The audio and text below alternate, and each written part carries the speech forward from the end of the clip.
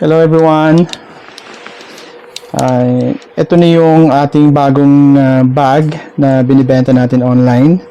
Ang KNF Concept or KF Concept. So, here's the backpack. Maliit lang siya. Water resistant. But hindi siya waterproof. Pero meron siyang raincoat.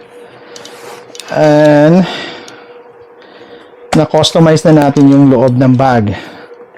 So, para pala ma-double lock mo siya, pull mo lang to, tsaka ilagay mo to dito. Yan. Yan. Once nalagay mo na yan siya, hindi mo na basta-basta matanggal yan. Okay? Ito yung lagay ng light stand or tripod. Lagay ng light stand or tripod yan. Na-adjust yan ha. Depende sa laki ng tripod mo. Yan.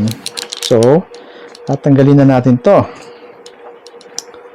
So bago siya tanggalin, ang ginawa natin dito is meron pa rin siyang pull out para sa camera dito, no? So pinalitan lang natin yung mga divider pads niya. Literally pinalitan lang natin. Pero tong divider pads na ginamit namin dito is ito yung mga may foam. Meron na siyang foam. Ayan, no? May foam yan. Rubber dividers yung ginawa natin. So, ito yung laging in-order ng customer sa akin. Alright.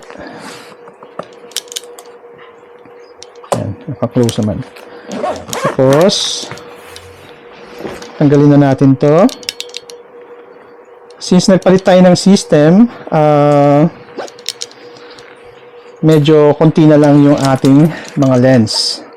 Hindi kagaya dati, sobrang dami. So, ito siya yung main bag opening, which is hindi mo siya maganon, ano? Kasi meron siyang laptop pa sa loob. Pero, buksan natin here. Ayan. By the way, kasya ang 16 inches na laptop dito. Ito yung laptop ko. Tanggalin natin. Ayan siya. Ito yung laptop ko. MacBook Pro 16 inches M1. So, ito yung camera natin. With 35-150mm na Samyang A7 IV Sony. Diffuser ng dalawang flash. Which is very important yan for me. And dito yung isang camera, A7R3. Ayan siya. Tapos, dito mo na mabubuksan yung isa. Ayan. Para igagano mo na lang. See? Diba? So, safe siya pa rin. Kahit sabihin natin naka-close to. Ayan, naka-close yan siya dyan. Hindi siya basta-basta mabubuksan kasi pinipigilan siya nito. So, kailangan mo siyang buksan to buong lid para mabuksan mo tong isang compartment dito. Isang compartment ko dito, nandito yung 20 to 40mm ng Tamron. Okay. I have this very important flash for me.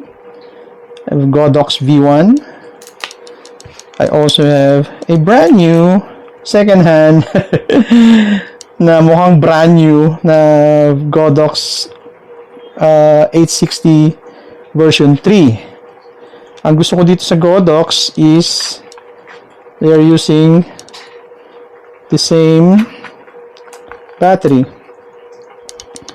Ayan, di ba? So, lithium ion. By the way, hindi na ako gumagamit ng AAA or AA na battery. Gastos lang yan. Iba pa rin ang lithium ion na battery. Alright, tapos meron siya dito. By the way, magre-review tayo nito soon. Yung Godox natin, no? Yung 860. Tuturuan ko kayo paano gumamit ng flash.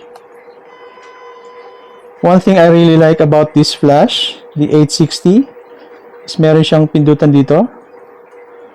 Yan, TTL. Pwede siyang manual. TTL, manual. Meron dito. sa gilid. TTL manual. Tapos meron siyang ayan, ang lakas ng ilaw niya. Ayan.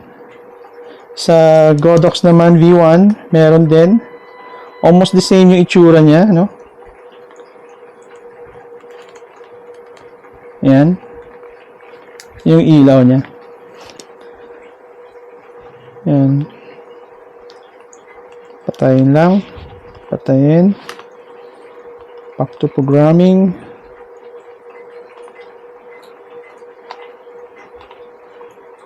Ayan. So, TTL. Again. Para ibalik mo siya sa TTL. Ayan.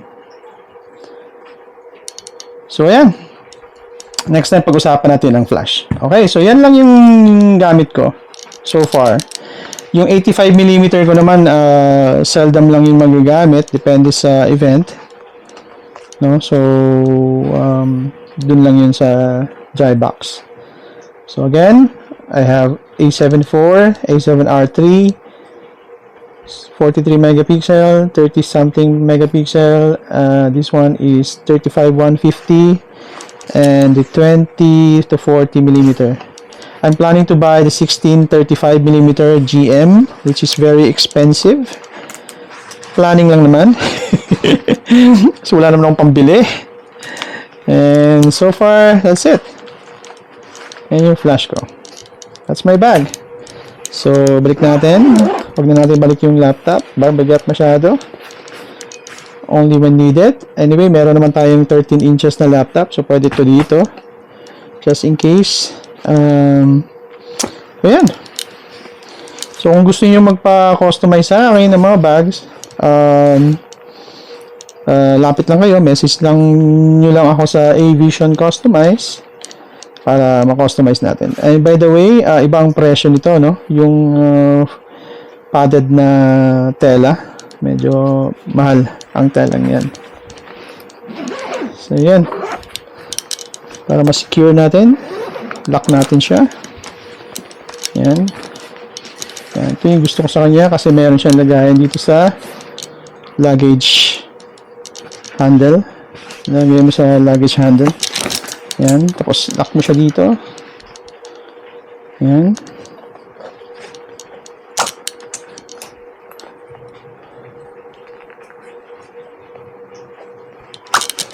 That's it. Lock securely. Tsaka magaan siya. Maliit lang, magaan. Sobrang ano. Alright. Yan ang gaan niya. Ang gaan niya talaga. Kasi maliit lang yung camera ko eh. Anyways. So yan. Kung gusto yung mag-order nito, order lang kayo. Mga 3,300 something, I think. So, yun lang. Pwede ko ibigay sa inyo ng 3,000 to. Promo price muna tayo. 3,000 for the meantime. Then, hindi kasama yung yung custom na padded. Okay? Dividers. Kung gusto niyo additional yan. So, yun lang mga pards. Thank you so much for listening. Moto Gadget here. Thank you for liking my video. Bye for now. Bye.